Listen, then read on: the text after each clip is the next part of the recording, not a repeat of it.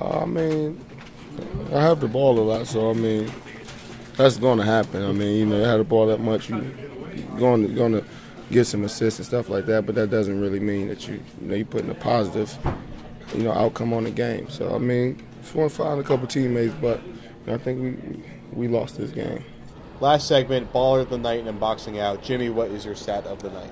My stat is 52-20. That's the bench points from the Pelicans to the Celtics. I just thought, listen, the Pelicans bench it's not your average bench. I mean, you get Ryan Anderson and Tyreek Evans coming off the bench. So, I mean, that's a pretty, those are starters on it's a lot of teams. $19 million right there. And scoring Dynamo Brian Roberts, too. And Greg Steemsma coming off the bench for you and throwing down 12 points. About $100,000. 15 right blocks a game, probably. But I just thought the bench was, the Celtics didn't have that tonight. They didn't have a spark off their bench. I mean, Courtney Lee was 1 for 8. Sometimes he's the guy that can give you instant offense sometimes, and today just wasn't his night, and they didn't look to him at all late in the fourth quarter. So I just think that the bench was a big difference. And Anderson, again, he wasn't there in the end of the fourth quarter, but he did his damage in the first 3 quarters of that game. So that was my stat. How rare is it to have 4 guys in double figures off the bench? Yes, that was incredible. nothing else to bring up. And it's not like it was a blowout game or anything. No, the first unit closed out the game. It was a close game, absolutely. Yeah. So that's it.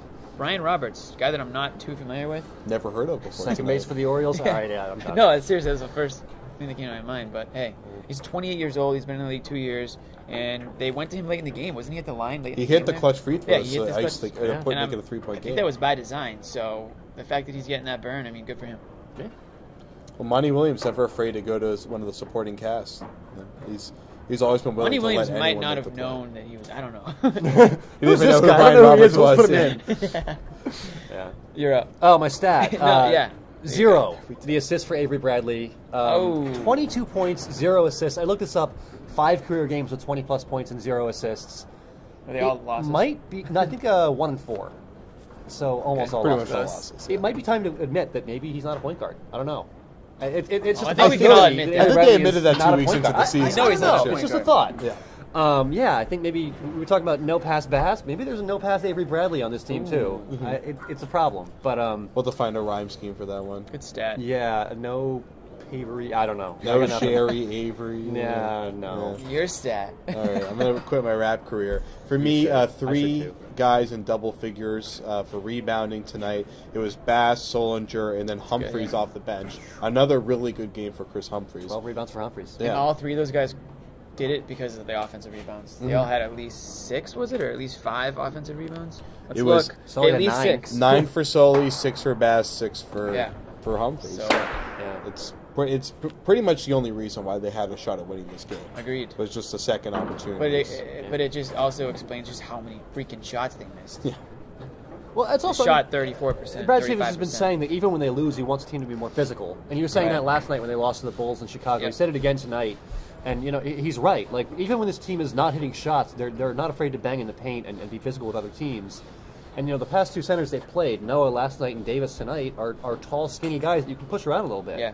And all the Celtics big men are 6'8", 6'9" bruisers. I mean, that's their game. That's that. Yeah, and they they're go muscular the same. 6'9". In Chicago, is a super physical team. They can match up with that. But the Pelicans are more of a length, athleticism, finesse team. Yep. And tonight was a good example of the Celtics using their strength against a weakness and being able to take advantage there. Invited him out. And Steven said before the game, somebody asked him about the wins and the losses, and he's just like, he's not so much worried about the final score. I mean, he wants to win, but he just wants to see improvement and see the team, see the effort out of the team. And I think tonight was an example of him being okay with the loss because, like I said earlier, it was a close game. It was a hard-fought game. It was physical, and they just came up short in the end. He's got a 6-year contract. He can wait for them to start winning. Yeah. 2016 or so. Right. Well, tonight the failure was just end of the game execution. Yeah. That's the toughest thing in the NBA is executing those last few plays. And if that's the difference between the Celtics winning and losing games, and without their playmaker and Rondo, that's something that can be fixed quickly and easily. And the Celtics, is it? They're now 13 and 20. I'm going to pretend it's true at least. They're now 13. I think it is. I was with you until that last part of that last sentence. It can be fixed quickly and easily. I believe in Rondo a lot more than you do. Oh, well, when they get Rondo back, sure. Yeah, that's what I'm talking about. Yeah. Okay. Well, what do you mean by? Do you mean quickly, as in like a lottery pick next year? Because I know in the last couple of shows you said, and you might be more right now than you're definitely more right now than you were the last couple of shows because they're now 13 and 20. This is exactly what I said was going to happen. Slowly sinking here, and I don't know. They are getting closer to that lottery That And low even Brooklyn's lottery starting to pick win here. games. Yeah, they're And the Hawks last the night. fall's going to go pretty sharp for this team, or it's been going pretty sharp. Maybe for there's this a team. closer in the lottery for them. We'll see. Baller of the nighttime for me. I like that. Anthony Davis is an easy pick.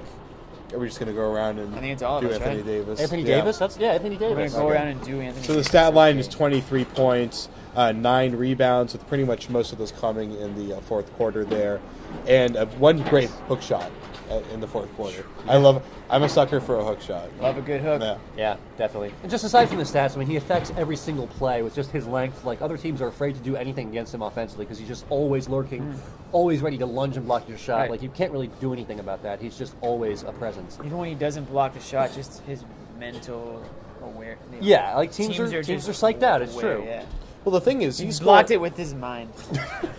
He's averaging, I think, I actually looked It's this like up. 3.5, right? Yeah, 3.5 blocks per mind. Yeah, in his mind. Oh, it is my Yeah, on top of the 3.5 he's Is that averaging. some of the new sport view It's a tracking sa- yeah, data it's a there? sabermetric type thing. Yeah.